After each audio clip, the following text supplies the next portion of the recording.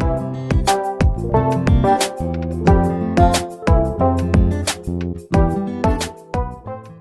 안녕하세요, 여러분. 자, 오늘은 그 경우의 수 두 번째 시간인 이제 순열에 대해서 공부를 해보도록 하겠습니다.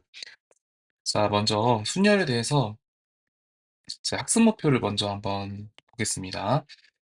자, 학습 목표를 먼저 보시면은, 자, 일단 순열이라는 단어가 처음 등장을 하는데, 자, 순열의 개념을 이해하고, 이제 순열의 수를 구하는 방법에 대해서 여러분들이 이해하고 설명을 할 수 있게 됩니다. 자, 이제 순열이라는 단어를 처음 들어보는 친구들이 있을 텐데요. 일단 순열을 기본적으로 이제 어떤 의미라고 생각하면 되냐면, 순열은 이제 순서를 가지고 나열한다라고 생각하면 되겠습니다. 자, 메모를 해놓으세요. 자, 순서를 가지고 나열 또는 배열한다. 이렇게 할 수 있습니다. 자, 이렇게 순서를 갖고, 순서를 가진다라는 게 중요한 포인트입니다. 순서를 가지고, 그다음에 나열, 이제 일렬로 배열한다. 이제 일렬로 이렇게 배열할 수 있잖아요. 이렇게 줄 세운다고 하죠. 이제 일렬로 배열한다. 이거와 같은 의미라고 생각을 하시면 되겠습니다. 그래서 간단하게 이제 순열이 더 이제 어떤 개념인지를 이제 예를 들어서 한번 선생님이 설명을 해보려고 해요. 자, 예를 들어서 우리가 세 개의 문자가 있다고 생각을 해봅시다. 예를 들어서 A, B, C라는 이렇게 세 개의 문자가 있는데 요 A, B, C 중에서 A, B, C 중에서 두 개를 택한다. 택하는 경우를 생각을 해볼게요, 먼저. 그래서 두 개를 택하는 경우를 한번 생각해 보고 vs 또 어떤 걸 생각해 볼 거냐면 이제 두 개를 이제 택한다는 게 선택한다는 거야.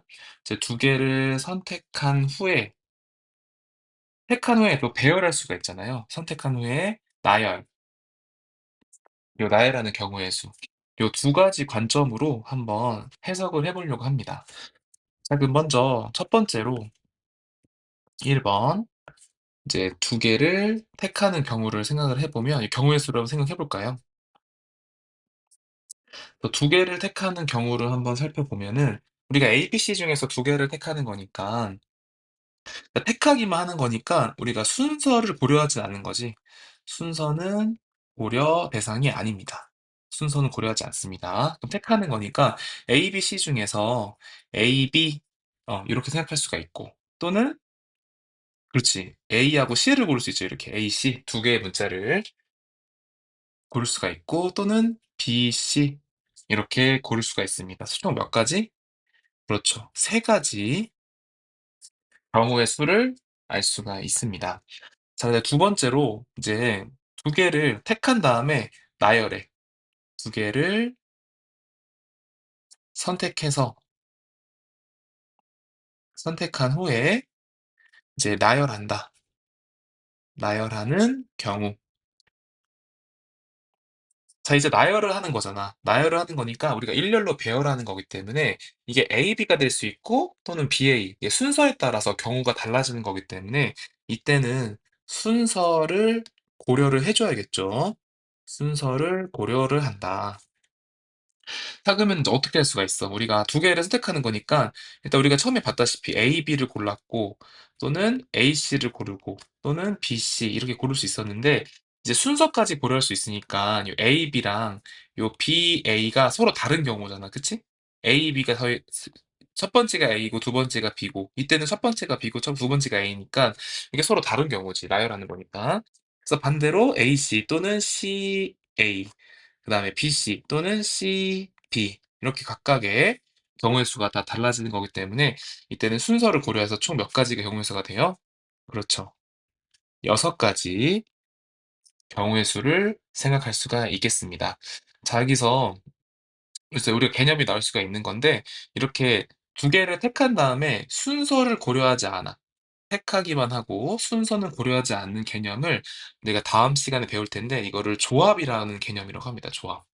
그러니까 조합은 선택만 하는 경우를 말하는 겁니다. 그 다음에 두 개를 선택한 후에 나열까지, 그러니까 순서를 고려하는 거야. 이 순서를 고려하는 거를 우리가 지금 배울 이제 순열이라고 합니다. 순열이라고 해서 우리가 이제 다음 시간 배울 조합이랑 이제 이번에 순열에 대해서 공부를 하는 건데 이제 순열이라는 개념은 이제 선택한 후에 나열한다. 그래서 순서를 고려를 한다. 이렇게 이해를 해주시면 되겠습니다. 자, 그러면 이제 교과서 문제를 한번 다시 개념을 보면서 이해를 해보도록 할게요.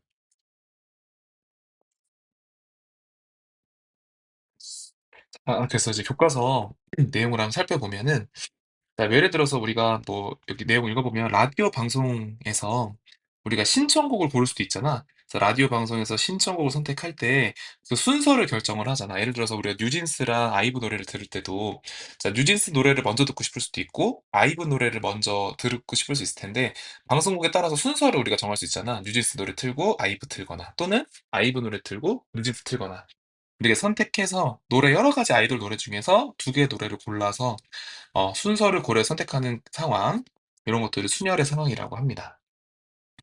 자, 그래서 문제 한번 볼까요? 자, 순열이란 무엇일까요? 자, 어느 고등학교 학생부에서는 점심시간에 가요, 국악, 클래식, 팝송 요 네 개의 분야 중에서 두 개를 선택하여 한 분야에서 한 곡씩 차례로 방송을 하고 있대. 그래서 네 개의 분야 중에서 두 개의 분야를 선택하여 차례로 방송하는 경우의 수를 구해보자. 그래서 우리가 지난 시간에 공부했었던 요거를 뭐라 그러지, 우리가? 가지치기 하는 거? 그렇죠. 수형도라고 하죠, 수형도. 이렇게 수형도를 그려가지고 이렇게 고배 법칙을 적용해서 문제도 풀 수가 있습니다. 그래서 내용 한번 살펴보면은, 자, 첫 번째 분야를 선택하는 경우의 수는 네 가지지. 어쨌든 네 가지 분야가 있으니까 첫 번째 분야를 선택하는 경우의 수는 4이고, 그 각각에 대하여 두 번째 분야를 선택하는 경우의 수는 첫 번째 분야를 제외한 세 가지이기 때문에, 자, 네 개의 분야 중에서 두 개의 분야를 선택하여 차례로 방송하는 경우의 수는 고배 법칙에 따라서 첫 번째 네 가지, 그리고 동시에 잇따라서 이제 그다음 두 번째 곡인 세 가지. 그래서 총 12가지 경우의 수가 있다라고 해석을 할 수가 있습니다. 그래서 이렇게 수용도로 해석해도 이제 가요를 고르고 세 가지 나오고, 국악 고르고 세 가지 나오고, 클래식 고르고 세 가지 나오잖아. 그다음에 팝송을 골랐으면은 이제 가요 고를 수도 있고, 국악 고를 수도 있고, 클래식 고를 수도 있고, 세 가지씩. 그래서 네 가지고 그 각각에 대하여 세 가지. 그래서 12가지가 경우의 수가 되겠다라고 해석할 수가 있습니다. 자, 이와 같이, 자, 서로 다른 n개에서 r개를 택하여 일렬로 배열하는 것을 n개에서 r개를 택하는 순열이라 하고, 이 순열의 수를 기호로 npr 이렇게 있습니다. 이 p가 이제 퍼뮤테이션이라고 합니다. 퍼뮤테이션. 그래서 npr로 여러분들이 나타낸다. 이거를 기억을 해주세요. 그래서 n개 중에 r개를 택하는 순열, n개 중에서 r개를 택하는 순열을 이제 순열의 수라고 하고 npr 이렇게 나타냅니다. 자, 이제 순열의 수를 이제 구하는 방법을 한번 살펴볼까요? 자, 서로 다른 n개에서 r개를 택하는 순열에서 우리가 이제 이거를 n개 중에서 r개를 택해서 일렬로 배열을 하는 거야. 일렬로 배열을 하는 건데, 자, 먼저 첫 번째 자리에 올 수 있는 것은 n가지겠지. 서로 다른 n가지 종류가 n개의 종류가 있으니까. 그래서 첫 번째 자리에는 n가지가 올 수가 있고, 그다음에 두 번째 자리에서는 이제 하나는 지워졌으니까 남은 개수는 n-1개지. 그래서 두 번째, 그 각각의 경우 두 번째 자리에서 올 수 있는 것은 이미 첫 번째 자리에 놓인 것을 제외한 n-1가지다. 그래서 n-1가지가 나오게 되고, 그다음에 세 번째 경우의 수는 이제 첫 번째랑 두 번째를 사용을 했으니까 그 남은 n-2개 중에서 골라야 되기 때문에 n-2가지. 그래서 이와 같이 차례대로 생각을 해보면 r번째 자리에 올 수 있는 것은 이미 택한 r-1개를 제외한 n개에서 n-r을 뺀 n-r 플러스 1가지다. 그래서 r번째 해당되는 경우의 수는 n-r 플러스 1가지다. 그래서 이게 지금 일렬로 배열하는 거 동시에 일어나는 사건이니까 고배 법칙에 따라서 n개 중에서 r개를 선택해서 일렬로 배열한다. 여러분 이제 해석을 되게 잘해야 돼요. 순열이라는 거의 의미를 여러분들이 기억을 꼭 해줘야 되는데, 요 n개 중에서 꼭 기억하세요. n개 중에서 r개를 택한 후 뭐 하는 거야? 택하기만 하는 게 아니지. 순열은 순서를 고려한다고 썼잖아. 택한 후 배열한다. 배열하는 경우의 수. 그래서 그 NPR이라는 기호를 우리가 배운 거잖아. 그 기호에 대해서 어떻게 공식을 세웠냐면, 자, 첫 번째 n가지, n-1가지 쭉 해서 r번째까지, n-r 플러스 1까지를 곱해주는 것이 NPR을 구하는 계산 방법이 되겠습니다. 그래서 이거를 반드시 기억을 해주세요. 자, 그래서 이상의 내용을 정리를 해보면은, 이제 요 내용도 여러분 그림을 잘 또 기억을 해줘야 될 것 같아, 얘들아. 여기 있는 NPR, 어떻게 해석을 하고 있는지를 잘 내용을 보세요. 자, NPR. 서로 다른 것의 개수를 n이라고 하고, 그중에서 알게, 순서를 생각하여 택하는 것의 개수를 알게, NPR.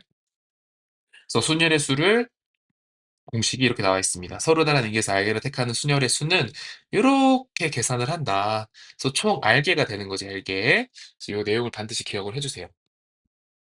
자, 그럼 이제 예제 문제 확인하기로 해볼까요? 문제 1번부터. 자, 일단 기본을 이제 의미를 또 해석을 해야 돼. 자, 4P가 어떤 의미였어? 자, 서로 다른 4개 중에서 2개를 택해서 일렬, 배열하는 거. 2개를 택해서 순열의 수를 구하는 거지. 자, 그래서 공식은 뭐였냐면, 위에서. 자, 이거는 뭐야? 그치. 처음에 n, 여기 4이 대입하는 거잖아. 4랑 2를 대입을 해주면 되겠지. 그래서 4 빼기 1, 그래서 R이 뭐야? 2를 대입하면 n-1까지인 거잖아. 그래서 결국에는 이 4P는 요 4부터 시작해서 두 개를 곱해주면 돼. 아래로 내려가는데 2개씩, 2개만 곱하면 되는 거야. 그래서 4 곱하기 3이다. 그래서 12. 이렇게 구해주시면 되고. 자, 4개 중에서 2개를 택해 배열하는 거니까, 어쨌든 2개를 택하는 거잖아. 이제 2개를 택하는 거니까, 첫 번째 택하는 경우의 수 4가지. 그다음에 하나 골랐으니까 그 다음에 고를 수 있는 거 몇 가지? 네 종류 중에서 하나 빠졌으니까 세 가지. 그래서 이렇게 해석하면 돼요. 그래서 4 곱하기 3 이렇게 나오는 겁니다. 그다음에 10p3. 자, 10p3은 이제 10개 중에서 3개를 택해서 배열하는 거니까 첫 번째 10가지 중에 하나 고를 수 있고 그다음에 9가지, 그다음에 8가지 이렇게 3개의 수를 곱하는 겁니다. 그래서 계산하면 720이 되겠죠. 그 다음에 7P4도 마찬가지로 자, 7개, 서로 다른 7개 중에서 4개를 택해 일렬로 배열하는 거니까 자, 7, 6, 5, 4. 자, 그래서 4개가 됐지, 4개. 그래서 계산해주면 얼마야, 이거? 그럼 이거 얼마냐? 30, 120, 840까지? 840까지 이렇게 구할 수가 있겠습니다. 자, 문제 2번도 보면은, 자, 준영이네 학급 학생들은 다음 달에 진로 체험 캠프에 참가를 한대. 그래서 준혁이는 방송인, 교사, 경찰관, 작가, 간호사, 농업 경영인 6개 체험 분야 중에서 3개를 선택하여 차례대로 체험을 하려고 한다. 그러니까 차례로라는 단어가 등장하면은, 아, 차례로. 요 차례로라는 단어가 등장하면, 아, 순혈이구나라는 거 생각을 해줘야 됩니다. 그래서 준영이가 체험할 수 있는 경우의 수는 이거는 기호로 써보면 6개 중에서 3개를 택해서 배열하는 경우의 수잖아. 6p3. 그래서 계산해 주시면 6 곱하기 5 곱하기 4 해서 총 120가지 이렇게 여러분들이 구해 주시면 되겠습니다. 자, 근데 두 번째로 이제 계승이라는 게 뭔지를 한번 공부를 해볼까요? 계승. 자, 계승이라는 단원을 보면은, 자, 일단 내용 보면은, 자, 서로 다른 n개에서 n개를 모두 택하는 순열의 수는 우리가 기호로 나타내면 알 수 있잖아. 우리가 퍼뮤테이션 단어를 배웠으니까. 그래서 MPN이라고 할 수 있겠지. 그래서 MPN은 이제 n 곱하기 n-1 곱하기 추룩해서 1까지. 그래서 모든 걸 다 쭈루룩 일렬로 배열하는 거야. n개를 일렬로 배열하는 경우의 수인 거지. 이렇게 MPN을 구하는 건데, 자, 이렇게 1부터 n까지의 모든 자연수의 곱을 이제 새로운 기호를 만들었는데, 이거를 n의 계승이라고 합니다. 계승이라고 하고 기호로 자주 쓰입니다. n, 느낌표가 써 있는데, 이걸 느낌표라고 읽지 않고 팩토리얼이라고 있습니다. 그래서 옆에 보시면은, 요 n 팩토리얼은 n의 계승 또는 n 팩토리얼이라고 읽는다. 이렇게 기억을 해주면 되겠습니다. 그리고 요거 NPN이 이렇게 써 있는 건데 요게 n 팩토리얼과 똑같다. 요거 밑줄 쳐놓고 반드시 기억을 해주세요. n의 계승 n 팩토리얼. 아, 그래서 이제 NPR이라는 우리가 순열의 수 공식을 앞에서 공부를 했었는데 요 NPR을 이제 계승을 사용해서 이제 공식으로도 표현을 할 수가 있습니다. 자, 그래서 NPR에 대해서 한번 공식을 표현을 해보면 이거 이해를 해볼까요? 자, NPR은 우리가 이렇게 쓸 수 있잖아. n 곱하기 n-1 곱하기 n-2 곱하기 점점점 r번째까지 곱하는 거니까 n-r 플러스 1번까지 이렇게 곱하면 이게 NPR의 공식이었는데 우리가 이제 팩토리얼을 이용하기 위해서 공식을 만들려면 요게 n-r-1인데 아래를 더 곱하는 거야. 그래서 n-r 번째, 여기 n-r, 여기는 n-r 플러스 1을 색할 수 있잖아. 그래서 이렇게 쭉쭉쭉 곱해서 이제 어쨌든 처음은 1이니까 1까지 곱한다고 치자. 그래서 n-r부터 1까지 이만큼 더 곱한 거야, 분자에다가. 자, 이만큼 이렇게 더 곱했으면은 분모에다가도 일정하게 곱해야지만 똑같을 거 아니야. 약분이 되니까. 그래서 요만큼 파란색 부분을 똑같이 이렇게 쓴다고 치자. 자, 이렇게 썼으면은 우리가 계승으로 표현을 할 수가 있겠죠. 자, 그러니까 먼저 분자는 n부터 1까지 다 곱해져 있는 거니까 여기는 n 팩토리얼이다라고 이제 해석을 쓸 수가 있고, 그다음에 여기는 1, 2, 3 점점점 해서 n-r까지 곱했으니까 n-r 팩토리얼이다라고 해석을 할 수가 있습니다. 따라서 NPR을 계승으로 표현하면 n-r 팩토리얼 분의 n 팩토리얼이다라고 공식을 세울 수가 있겠습니다. 자, 근데 여기서 우리가 확인해야 될 게 r이 0일 때랑 R이 n일 때도 이게 성립을 하는지를 한번 살펴봐야 되는데, 먼저 R이 0이라고 치자. 그럼 NP형을 구하는 거지. 근데 서로 다른 n개 중에서 0개 고른다라는 게 좀 의미가 없잖아. 우리가 0개를 선택하는 건 말이 안 되니까. 일단 이걸 기호적으로 써보면은 일단 분자는 n 팩토리얼이고 R이 0이니까 n-0 팩토리얼 이렇게 되겠지. 그러면 n 팩토리얼 분의 n 팩토리얼 이거 얼마야? 우리가 논리적으로 계산해 보면 n 팩토리얼 n 팩토리얼 1이 나와야겠지. 1. 우리가 0개를 고른다는 거를 가지로 고려할 수 있는지를 잘 확신이 안 서, 의미상으로는 이해가 안 되겠지만 우리가 수식적으로 우리가 이제 받아들이기 위해서 np0을 그냥 1로 정의하자. 그냥 약속을 한 거야. 우리가 기호가 맞다고 하기 위해서. 그래서 np0은 1이다라고 그냥 정하자. 정의를 한 겁니다. 그래서 마찬가지로 R이 N이라고 할까? 그러면 R이 N이면 그 NPN 우리가 구해봤잖아. N 팩토리얼이 나와야 돼. 그치? 우리가 N개 나열하는 거니까. 자, 이거를 기호적으로 써보면 N 팩토리얼이고, 그럼 N-N 팩토리얼이니까 결국 0 팩토리얼 분의 N 팩토리얼. 근데 우리가 NPN을 N 팩토리라고 앞에서 우리가 확인했었잖아. 그치? 자, 그러면은 요 0 팩토리얼은 얼마가 돼야 될까? 그렇죠. 1이 돼야죠, 1. 그래서 0 팩토리얼도 그냥 1이라고 정의를 하자. 이렇게 받아들여야 우리가 요 계승으로 NPR의 공식을 구할 수가 있으니까 0 팩토리얼을 1로 정의하자. 약속을 한 겁니다. 따라서 R이 N일 때랑 R이 0일 때도 성립한다. 이렇게 받아들이면 되겠습니다. 자, 그래서 이제 계승 다시 한번 정리를 해보면은, 자, 순열의 수 두 번째. 자, NPN은 n 팩토리얼이다. NPN은 n 팩토리얼. 그다음에 0팩은 1이고 NP0은 1이다. 받아들이면 됩니다. 자, 그리고 중요한 기념 요거지 얘들아. NPR을 계승으로 표현하는 거. n-r 팩토리얼 분의 n 팩토리얼이다. 이렇게 기억을 해주시면 되겠습니다. 자, 그러면은 이제 밑에 있는 문제를 또 좀 풀어봅시다. 자, 예제 1번부터 한번 볼게요. 자, 민준이 등장했네, 민준이. 자, 할머니, 아버지, 어머니, 동생이 있는 이제 민준이네 가족 5명이 일렬로 앉아서 가족 사진을 찍으려고 한대. 일렬로 앉아서. 자, 일렬로 나와 있으니까, 순서가 중요하겠구나. 우리가 순열을 계산해야겠구나. 고려를 먼저 해야겠죠. 자, 그래서 1번 보시면, 자, 동생과 민준이가 이웃하게 앉는 경우의 수를 구하래요. 그래서 동생하고 민준이는 반드시 붙어 있어야 돼, 얘들아. 동생이랑 민준이 실제 동생이 있는지 모르겠네. 자, 민준이랑 동생이는 반드시 붙어 앉아야 돼. 그러니까 서로 짝지어야 되니까 우리가 묶어주자. 이렇게 묶는 거야. 이렇게 하나로. 이렇게 동그라미로 묶어서 얘를 하나로 취급하는 거야. 사람 하나로. 한 명으로 취급을 한다. 한 명 취급해. 얘는 무조건 같이 움직일 거니까. 그러면 동생 민준이가 있고,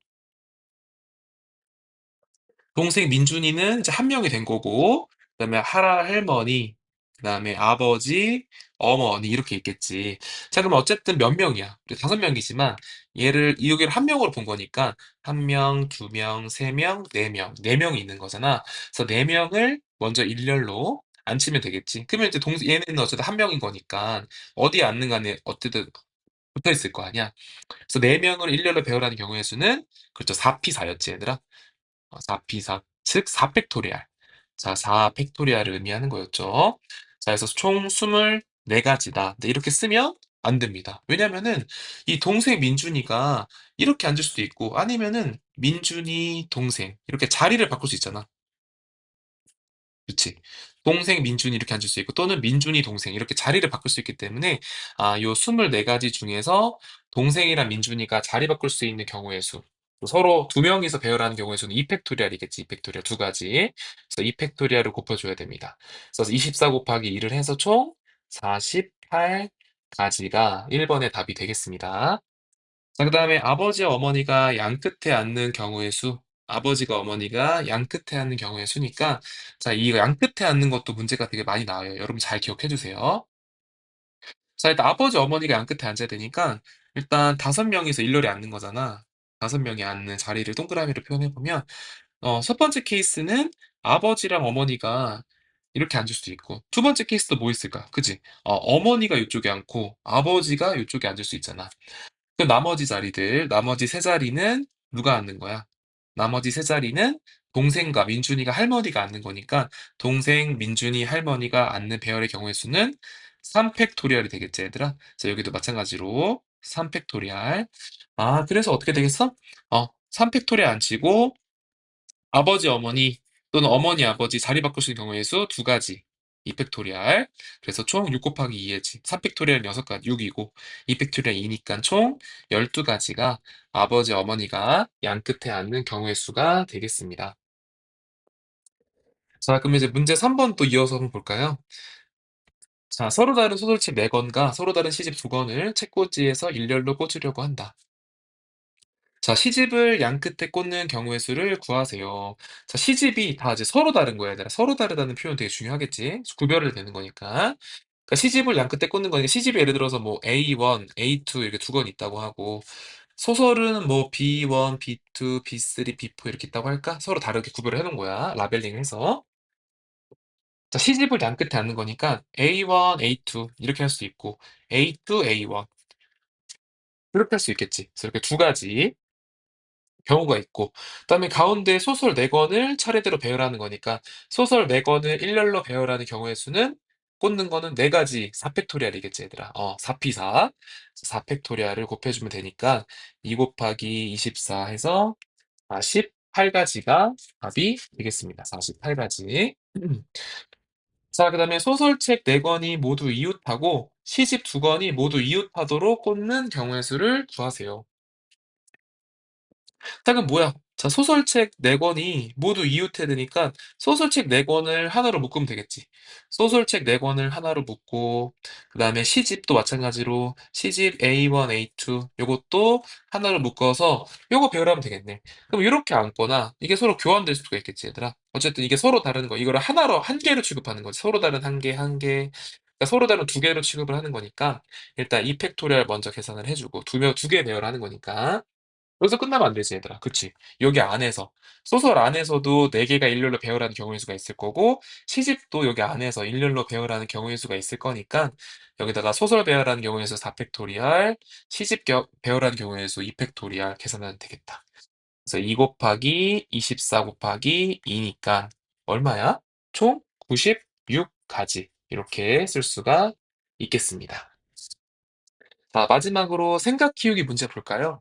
자, 20명의 학생 중에서 학급 대표 1명, 그 다음에 부대표 1명, 총무 1명을 선출하는 경우의 수를 두 학생의 방법으로 각각 구하고 좀 비교를 해볼까요?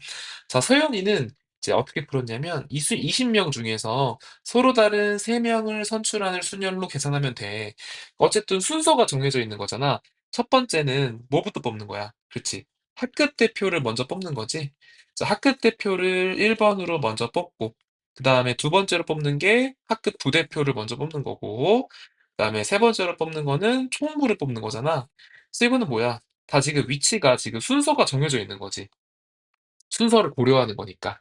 그러니까 20명 중에서 뽑아서 배열하는 거. 어쨌든 그 순서가 정해진 거니까 이제 학급 대표 뽑는 경우에서 20가지, 그 다음에 부대표 뽑는 경우의 수 19가지, 그 다음에 총무 뽑는 경우의 수 18가지. 요게 20P3이랑 같은 의미였죠.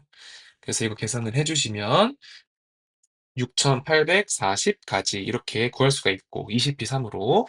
그다음에 우진이가 구하는 경우의 수는 대표 한 명을 먼저 선출하는 경우의 수와 나머지 19명 중에서 부대표랑 총무를 선출하는 경우를 뽑아서 해 보자. 이거를 그냥 구분하는 거야. 그러니까 20명 중에 한 명의 대표를 고르는 거니까 20명 중에 한 명, 20명 중에 한 명, 20피 1이겠지. 20명 중에 한 명의 대표를 선출하는 경우의 수. 그다음에 곱하기 이제 19명 중에서 2명을 뽑아서 이제 순서가 정해져 있는 거니까 19명 중에서 이 19P2 이렇게 구할 수 있겠지. 어쨌든 값은 똑같겠지. 이건 20이고 19P2는 19 곱하기 18이니까 마찬가지로 6,840까지 이렇게 나오게 돼서 어쨌든 요 경우나 구하는 거는 똑같다. 이렇게 해석을 할 수가 있겠습니다. 그래서 이번 시간에 우리가 이제 순열에 대해서 공부를 해봤는데, 다시 한번 얘기하자. 순열은 이제 계산하는 요 기호도 중요하지만, 먼저 순서를 가지고, 순서를 가지고 나열한다. 순서를 가지고 나열을 한다. 그러니까 뽑는 것만 하는 게 아니라 뽑아서 배열까지 하는 거야. 뽑아서 배열까지 하는 것이 순열이다라고 그 의미를 잘 해석을 해서 이해를 해주시면 좋겠습니다. 자, 그럼 이 시간까지 순열 개념을 마치도록 하겠습니다. 모두들 듣느라고 고생 많았습니다. 수업 시간에 더 다양한 문제를 풀어보도록 할게요. 자, 모두 고생하셨습니다.